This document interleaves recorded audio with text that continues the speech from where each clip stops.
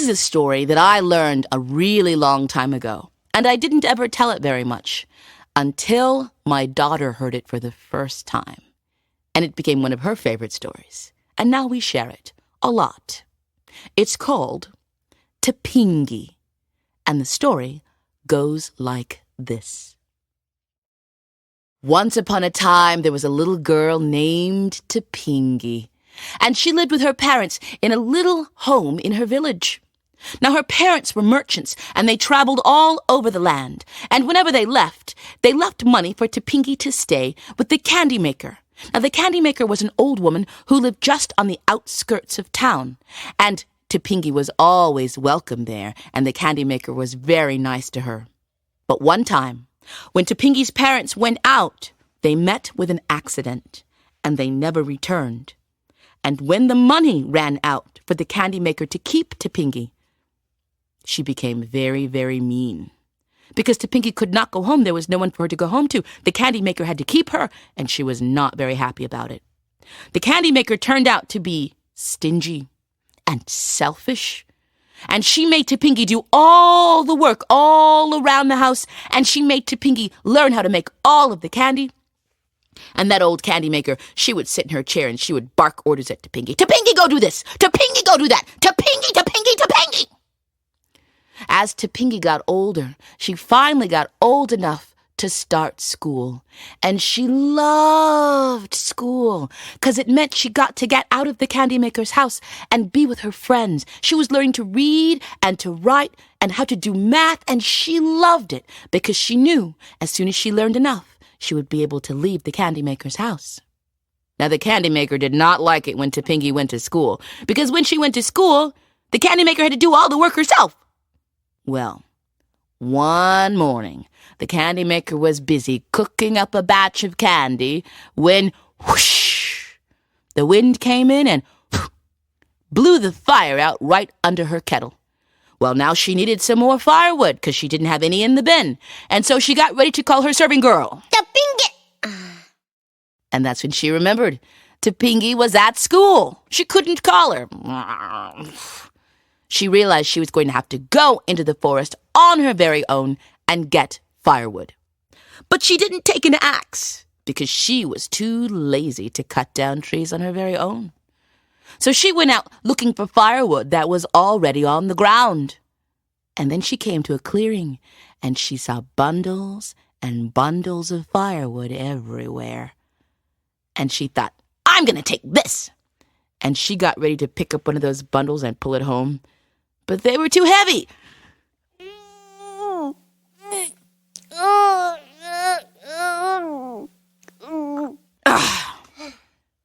Finally, she decided she needed some help. And she called out, Who will help me carry my firewood home? And out of the forest came a strange-looking man. His nose was turned up in a snout like a pig's. He was wearing brown woodsman's clothing. He had a kind of bent back, and it was very broad. And he said, I'll help you carry your firewood, but what will you give me for it? Now, the forest man knew that it wasn't really her firewood because he had cut it himself. But if he was going to give it to the old woman, he wanted something in return. And the woman thought and said, I'll give you something when we get home. And so they set off through the forest. And the entire time they were walking, she was trying to figure out what she could give the pig forest man. She decided she couldn't give him her kettle. She liked her kettle. And she couldn't give him her teapot. She liked her teapot.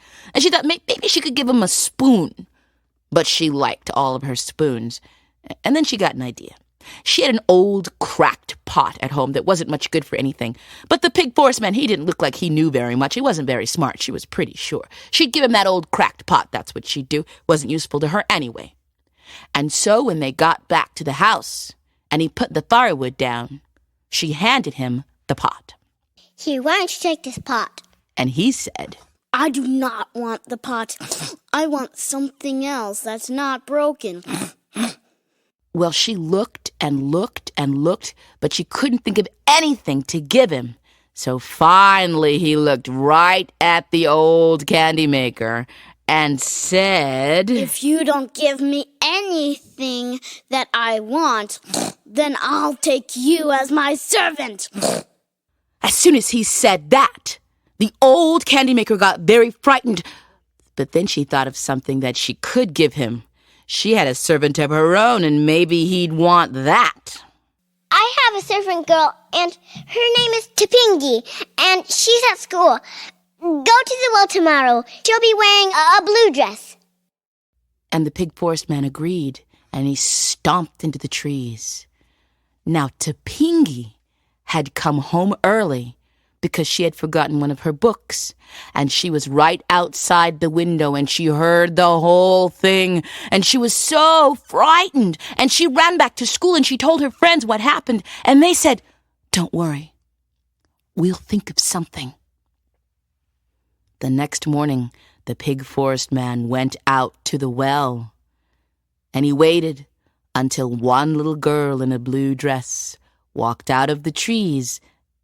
And as soon as she got halfway to the well, the pig forest man stood up and said, "Are you Tipingee?"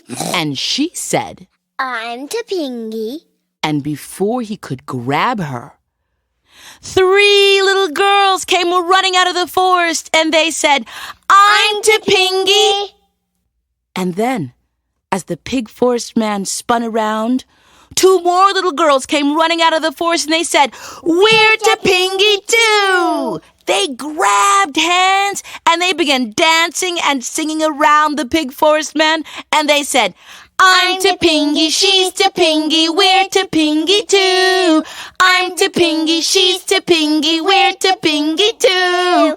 And the pig forest man was so angry, and he said, "Which one of you's Tipingee?" and they said, "We're all Tipingee." The pig forest man was so furious. He ran all the way back to the candy maker's house, and he said, "I saw 6 little girls in blue. And since I have so many people to choose from, I'll choose you." and the candy maker said, No. Go to the well tomorrow, and she'll be wearing a purple dress." and the pig forest man stomped into the trees. "There better be one." Tipingee had been listening, and as soon as she heard that, she ran back to school and she said, "Purple, please, tomorrow it's purple." Well, first thing in the morning, the pig forest man went to the well, and he saw one little girl in a purple dress come out of the trees, and he waited until she got all the way to the well, and then he walked up to her and called out, "Are you Tipingee?" and she said, "I'm Tipingee." but before he could pounce on her and carry her away, 4 little girls in purple dresses came running out of the forest, and they said, "I'm Tipingee." And then, before he knew what was happening, 5 other little girls came running out and said, "We're Tipingee too!" And they grabbed hands and they began to dance and sing around the pig forest man. "I'm Tipingee, she's Tipingee, we're Tipingee too. I'm Tipingee, she's Tipingee, we're Tipingee too." And they danced and sang, and the pig forest man was so angry, and he said, "Which one of you's Tipingee?" and they said, "We're all Tipingee." And the pig forest man was so furious. He ran back to the old candy maker's house, and he said, "This time I saw 10 little girls in purple. And there's so much to choose from, I'll choose you." and the old candy maker said, Go to the well tomorrow, and she'll be wearing a black dress." and he said, "Well, there better be one." and off he stomped. Now Tipingee, of course, had been listening, and when she ran back to school, she said, "Tomorrow the dress is black." And all the girls looked at her, and they said, "Black? Black is the color for death. Our mothers will never let us wear black." Well, the very next morning, The pig forest man came out of the forest and watched as one little girl came out of the trees and went to the well. She stopped, she looked around, and then she began to leave. And just before she got back into the forest, the pig forest man stood up and asked, "Are you Tipingee?" And very sadly she said, I'm Tipingee. But just as he was about to grab her arm, 7 little girls came running out of the forest, and they were all wearing black dresses, and they said, I'm Tipingee. And as he turned around, 7 more little girls came running out of the forest, and they said, We're Tipingee too! And they all grabbed hands, all 15 of those girls, and they danced and sang around the pig forest man, and they said, I'm Tipingee, she's Tipingee, we're Tipingee too. I'm Tipingee, she's Tipingee, we're Tipingee too. And they danced and sang, and the pig forest man was so angry, and he said, "Which one of you is Tipingee?" And they said, We're all Tipingee. The pig forest man was so angry. He ran back to the candy maker's house, and he burst in the door and he said, "I saw 15 little girls in black. Since I have so many people to choose from, I'll choose you." And he grabbed the candy maker and threw her across his broad back, just like she was no more than a stack of firewood. And he ran into the trees.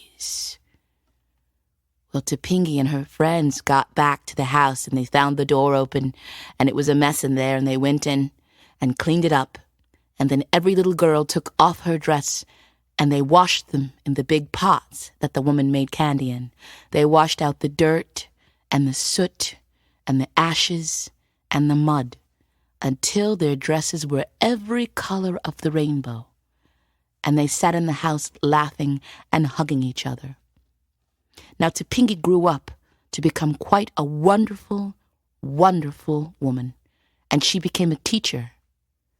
And so she overcame all of the terrible things that happened in her childhood because she never stopped learning. And that's the story of Tipingee. The end.